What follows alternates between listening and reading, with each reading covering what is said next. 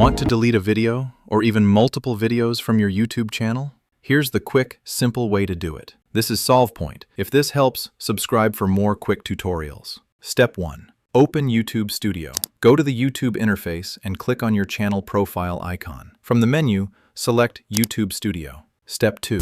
Go to Content. On the left side menu, click Content. This shows you every video uploaded to your channel. Step 3. Select the videos you want to delete. Find the video or videos you want to remove. If you're deleting just one, select only that video. If you want to delete multiple, say 2 videos at once, simply check both. Once selected, click More Actions. Then choose Delete Forever. Check the confirmation box to confirm you understand the video will be permanently deleted, then confirm the action. It'll take a few seconds to process, and your videos will be removed. Step 5. Deleting Shorts.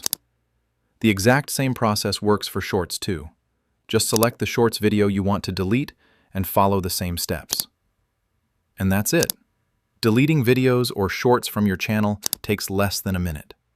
If this helped, drop a like and subscribe to SolvePoint for more quick tutorials every week.